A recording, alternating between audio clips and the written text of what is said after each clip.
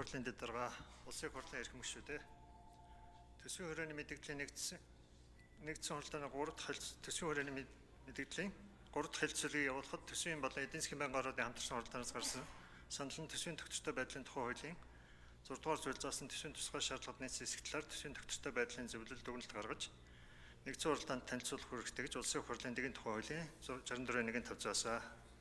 Монгол Улсын нэгдсэн төсвийн 2026 оны төсвийн хүрээний мэдээлэл 27-28 оны төсвийн төсөөлийн тухай хуулийг өөрчлөлт оруулах тухай хуулийн төслийн 2 дугаар хэлцүүлгийн явцад улсын хурлын нэгдсэн чуулганы 2025 оны 10 дугаар сарын 17-ны өдрийн хуралдаанаар төслийн 1-р зүйлийн эдийн засгийн үндсэн үзүүлэлтүүд дэх нэгдсэн төсвийн тэнцвэржүүлсэн орлогын доод хэмжээ 2026 онд 31 их найз 600 тэрбум төгрөг гэснийг 490 тэрбум төгрөгөөр нэгдсэн төсвийн нийт зарлагын дээд хэмжээ 2026 онд 32 их найд 980 тэрбум төгрөг гэснийг 490 тэрбум төгрөгөөр тус нэмэгдүүлж үүнтэй уялдуулан холбогдох эдийн засгийн үндсэн үзүүлэлт болон харгалзах дотоодын нийт бүтээгдэхүүн дээдлэх хувьд өөрчлөлт оруулах тухай зарчмын зөрүүтэй санал дэмжигдсэнтэй холбоотой дараах дүгнэлтийг гаргаж байна. Үүнд Монгол Улсын нэгдсэн төсвийн 2026 оны төсвийн хүрээний мэдээлэл 2027 сарын 8 оны төсвийн төсөөлийн тухай хууль өөрчлөлт оруулах тухай хуулийн төслийн талаарх зарчмын зөрүүтэй саналын тухайд төсвийн орлогыг тэнцвэржүүлсэн журмаар тооцсон байна. Санал болгосон өөрчлөлт нь орлогын дүнг өсөх тухай бөгөөд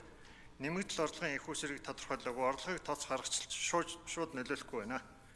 Төсвийн урсгал зардал дотоодын нийт бүтээгдэхүүний 30% сэтрэхгүй байна. Санал болгосон өөрчлөлт нь эдийн засгийн нийт эрэлтийг өсгөх, нийт нийлүүлэлтийг багасгах буюу өөрчлөхгүй байна. Бодит дотоодын нийт бүтээгдэхүүний бага зэрэг өсгөх үүн дээр эрэлтээс улбаалсан үнийн өсөлтөөр дамжин нэрлсэн дотоодын нийт бүтээгдэхүүн өсөх макро эдийн засгийн нөлөө үзүүлэхээр байна. Тус нөлөөг боломж дүнгээр тооцоход 2026 онд төсөөлсөн 102.4 их найд төгрөгийн дотоодын нийт бүтээгдэхүүнээс 512 тэрбум төгрөгөөр нэмэгдэхээр байна. Энэ тохиолдолд санал болгосон өөрчлөлт нь Монгол Улсын нэгдсэн төсвийн урсгал зардлын дотоодын нийт бүтээгдэхүүн дээдлэх хувийг 24.8% болгон өөрчилж байгаа нь 30% дотор байх хязгаартай байна. Монгол Улсын нэгдсэн төсвийн суурь тэнцэл дотоодын нийт бүтээгдэхүүний 2% болон түүнээс дэш ашигтай байх. Тэнцвэржүүлсэн орлого болон төсвийн урсгал зардлыг ижил дүнгээр өсгөх нь зээлийн ашиглалтад нөлөөлөхгүй тохиолдолд суурь тэнцлийн дүнд нөлөө үзүүлэхгүй буюу суурь тэнцэл хуулийн төсөл дээрх 2 их найд 48 тэрбум төгрөг хэвээр үлдэхээр байна. Харин нэрлсэн дотоодын нийт бүтээгдэхүүнийг 512 тэрбум төгрөгөөр өсгөх бөгөөд энэ тохиолдолд суурь тэнцлийн дотоодын нийт бүтээгдэхүүн дээдлэх хувь 1.9% болж төсвийн суурь тэнцэл 2% ашигтай байна гэсэн шаардлага зөрчигдөхээр байна. Засгийн газрын өөрийн нэрлсэн дүнгээр хүлдэгдэл дотоодны нийт бүтээгдэхүүний 50% сэтрэхгүй байна. Санал болгосон өөрчлөлтөнд засгийн газрын өөрийн хүлдэгдэл шууд нөлөөлөх хэрэггүй байна. Харин нэрлсэн дотоодын нийт бүтээгдэхүүнийг бага зэрэг өсгөх буюу тус харьцаа өргөн мэдүүлсэн төслийнхээс илүү буурах буюу 60% хязгаар дотроо байна. За хоёрдугаарт Монгол Улсын 2026 оны нэгдсэн төсвийн төсөлд үзүүлэх нөлөөлийн тухайд 2.1 төсвийн орлогыг тэнцвэржүүлсэн журмаар тооцсон байна. Төсвийн хүрээний мэдээлэх орлогын доод хэмжээг нэмэгдүүлснээр төсвийн төсөл нь төсвийн хүрээнд нийцтэй байх ёстой гэсэн төсвийн тогтвортой байдлын тухай хуулийн 5.1-ийн 3 дахь заалтын дагуу 2026 оны Монгол Улсын нэгдсэн төсвийн орлогыг хамгийн багадаа 490 тэрбум төгрөгөөр өсгөх шаардлагыг үүсгэж байна. Хоёрдугаарт төсвийн урсгал зардал дотоодын нийт бүтээгдэхүүний 30% сэтрэхгүй байна.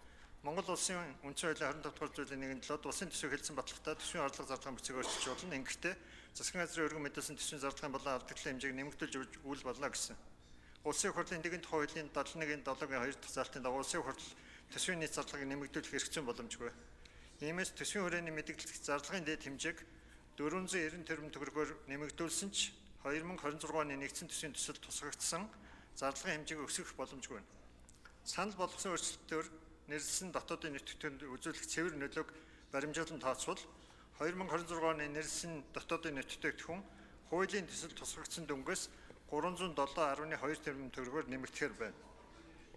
Энэ тохиолдолд санал болгосон өөрчлөлт нь нэгдсэн төсвийн урсгал зардлын дотоодын нийт бүтээгдэхүүн эзлэх хувийг 24.8% болгож 30% хязгаар дотор байна гэсэн хязгаартай багтахаар байна. 3.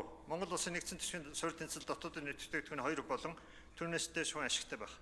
Санал болгосон өөрчлөлт нь 2026 оны нэгдсэн төсвийн хувьд тэнцвэржүүлсэн орлогыг 490 тэрбум төгрөгөөр нэмэгдүүлэх, нийт зарлага цэвэр зээлийн дүнг үүлээ өөрчлөх, мөн дүнгээр гадаа зээлийн ашиглалт буурах, зарлагад орох тус орон зайгаар урсгал зардлыг нэмэгдүүлснээр суурь зарлага мөн дүнгээр өсөх учраа 2026 оны Монгол Улсын нэгдсэн төсвийн төсөл дээрх суурь тэнцлийн нэрлсэн дүнд өөрчлөлт гарахгүй.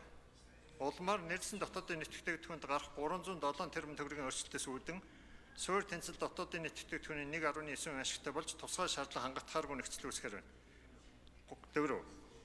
Засгийн газрын нэрлсэн дүнгээр үлдэгдэл дотоодын нийт бүтээгдэхүүний 60% сэтрэхгүй байх. Төсвийн хүрээнд нийцэх тухай төсвийн тогтвортой байдлын тухай хуулийн 5.1.3 дахь заалтын дагуу санал болгосон өөрчлөлтөнд төсвийн орлогыг нэмэгдүүлж харин улсын хурл төсвийн зардалыг нэмэгдүүлэх байх Монгол Улсын үндсэн хуулийн 25.1-7 дахь заалтын дагуу төсвийн зардлыг өөрчлөлт гарахгүй тул гадаад зээлийн ашиглах буурч засгийн газрын өөрийн үлдэгдэл дотоодын нийт бүтээгдэхүүний 60% хязгаар дотор хадгалагдахаар байна. Дүгнэлт төсвийн тогтвортой байдлын зүгээс улсын хурлын нэгдсэн чуулганы 2025 оны 10 дугаар сарын 17-ны өдрийн хуралдаанаар дэмжигдсэн зарчмын зөрүүтэй санал нь 1-р төсвийн хүрээний мэдгдлийн хувьд дотоодын нийт бүтээгдэхүүн болон суурь тэнцлийн нэрлсэн дүнд нөлөө үзүүлэхгүй боловч төсвийн хүрээний мэдгдэл дэх суурь тэнцэл нь дотоодын нийт бүтээгдэхүүний 2% буюу түүнээс дээш ашигтай байх төсвийн тусгай шаардлагыг зөрчих. 2. Монгол Улсын нэгдсэн төсвийн 2026 оны төсвийн төслийн хувьд дотоодын нийт бүтээгдэхүүн төсвийн орлогод болон зарлагын бүтцэд үзүүлэх нөлөөнөөс үүдэн төсвийн төсөл тусгагдсан суурь тэнцэл дотоодын нийт бүтээгдэхүүний 2% буюу түүнээс дээш ашигтай байх төсвийн тусгай шаардлагыг зөрчих. 3. Төсвийн хүрээний мэдгдлийн дагуу төсвийн зардлыг өөрчилж болзошгүй байдал нь Монгол Улсын үндсэн хуулийн 25.1-7 дахь заасан залтад зөрчил нөхцлүүдийг үүсгэж болзошгүй байна. Энд Монгол Улсын их хурлын чуулганы эдийн тухай хуулийн 65.1-5 заасны дагуу Монгол Улсын нэгдсэн төсвийн 2026 оны төсвийн хүрээний мэдгдэл 27-28 оны төсвийн төсөөлийн тухай хууль өөрчлөлт оруулах тухай хуулийн төслийг 2 дахь хэлэлцүүлгээр дахин хэлэлцүүлэхээр холбогдох байнгын ороод буцаахан зүйтэй гэж үзэж байна. Төсвийн тогтвортой байдлын зүйл. Анхаарал